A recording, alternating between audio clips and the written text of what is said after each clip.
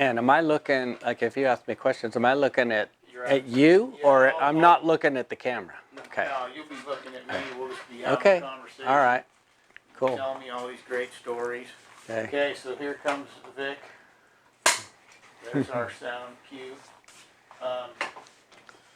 So Vic, tell me first of all, when did you start working here? I started working here in August of 1995. August of '95. Okay, and it sounds like you're no longer here. I am no longer here. Okay, so when did you stop working here?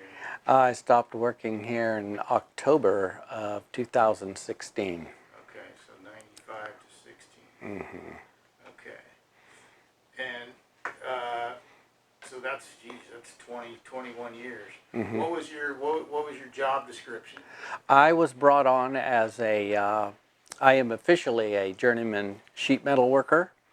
So I would be in the shop with these guys back here fabricating stuff and making and installing not just sheet metal but also heating and air conditioning. So, but I came on, I had already had 17 years in the trade before I came to George Wilson. So I came on as an estimator and project manager. That was my official title. And okay. Yeah. And you had that same sort of job title and description the whole way through, or did you? Yes, all the way through. Okay. Yeah. Okay. Mm-hmm. Okay. So what brought you here? You said you were 17 years in. So Yeah. Was there something in specific that brought you here? Yes. Well, in 1992, I got laid off from the shop I was working for in Watsonville, another union shop. And I decided, well, I'm going to give it a go on my own, and decided to get my contractor's license, which I did, and become a sheet metal contractor and start doing my own jobs. And I did that for about 3 years and came to my own realization that, wow, it takes a lot to run a business. And I was comfortable doing it, but I found it was difficult to put things away for the future. It was hard to manage your health care. It was always changing. Insurance, all of that stuff was another hat to wear. So I decided I don't need to be the boss. I think I'm gonna go to work for somebody that I really respect and has a good reputation in the community. And I knew about George Wilson because in my apprenticeship that I served, Ken Horner was the superintendent here at the time that I came on George Wilson, but his father was my shop apprentice teacher. So I already knew of George Wilson's reputation. I knew they had a high standard in the community, and I thought, I'm going to give them a call. So I did, and ended up talking to Tom on the phone, actually, and then Tom put me in touch with Ken Horner, who I then met with, and he said, why don't you come on as an estimator project manager? Okay. Yeah. So you apprenticed before you got your first job? Or when did the apprenticeship starts right away. So that started 17 years earlier, when I got into the sheet metal union. Right, okay, that's what I assumed. Yeah. So you had apprenticed here. No, I had apprenticed when I was working for another shop in Watsonville. Oh, okay. Started out at Freedom Heating. Okay. Freedom Sheet Metal, actually, and then eventually it became Freedom Heating. Okay. Yeah. Okay. So you mentioned the reputation of George H. Wilson, and you said it was obviously a good one. Was that a known thing throughout the community, or how did you hear specifically, about the reputation here? Yeah, well, interestingly enough, I moved here in 1974 with my family. I helped my dad build a house, and in some of the finishing processes, it was time to put gutters on the house. And we looked in the phone book and found George H. Wilson. I thought, let's go there. And I ended up coming to their counter when they were actually on Front Street, a different location, their original location, and bought the gutter for the house. And I didn't know what I was doing, but we put it up and we did okay. And that was my first exposure to George H. Wilson in the community. But later, 4 years later, when I became an apprentice in the sheet metal union, the superintendent, who was Ken's father, Ken Horner Sr., he was my shop teacher. And I began to know them in the trade as someone who really had a good reputation, and they were the biggest union shop in town. And the shop I worked for was union as well, but we were just three guys versus, 25 trucks and 100 men in the field.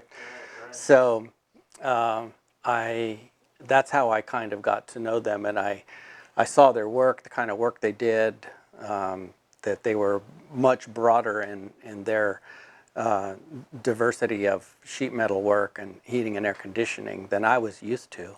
And I realized I have a lot to learn. I could learn a lot from these guys. So I was happy to come on board, and that was kind of how luckily, I was able to come on to work here.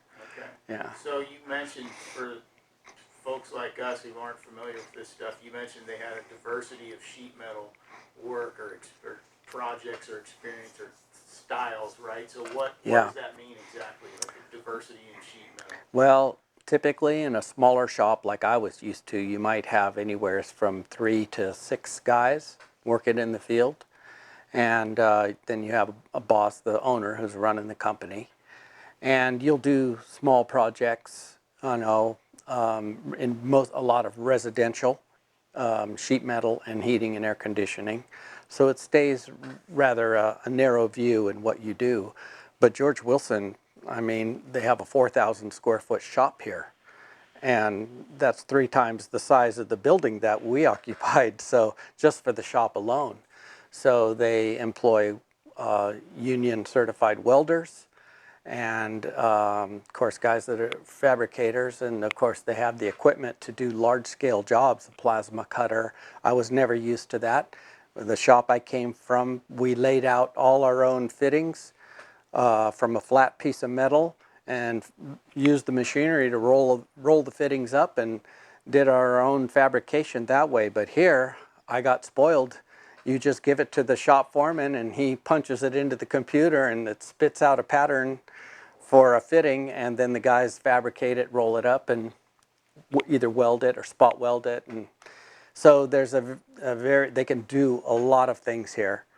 And especially, in the welding department, everything from fixing stuff that someone might bring you from Gale's Bakery, weld up this stainless steel rack because it's falling apart, it's still good, but so they know exactly what to do, fix it up, to a general contractor who may come in and say, I want to put up these paneled garage doors, but we want to clad them in copper. Can you do it? Absolutely. And these guys will do it. And I did several projects while I was here that were real feathers in my cap as far as jobs I got to do. Did a project down in Monterey. DevCon Construction was the general contractor. But the Diocese of Monterey, the Catholic Church, had the mission, gosh, I can't remember the formal name, but it was built in 1786 or something, and the local Indians were part of that process in building it. But they called the construction company in because the whole facade, it looked kind of like the Alamo, one of those curved facades. And when I got there on the job, you could literally, and this was 3 stories up, push on that facade and move it. So it was not attached to the sanctuary. So they came in and it was engineered, seismically engineered to the structure and all of that. It was a big project. My job was to cover the roof. And the roof was very rough, smooth, kind of concrete, but it contoured in every direction. And I tried to talk them into letting me cover it in lead because lead is very forgiving. They said, no, we want copper.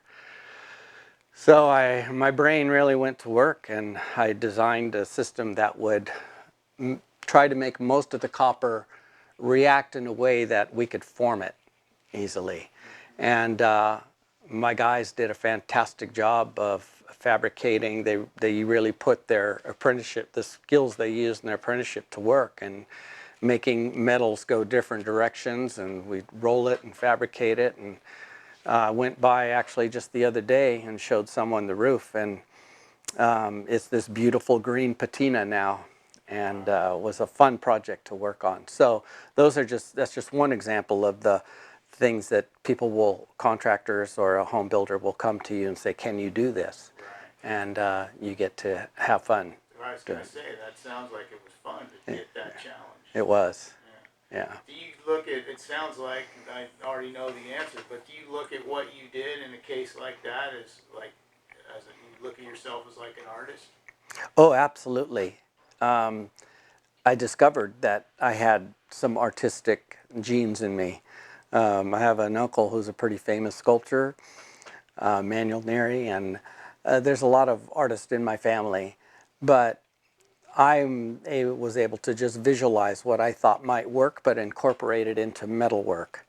A quick example is just I had to fabricate these brass steel bars that would go across the top of the roof so that the metal could lay on those instead of the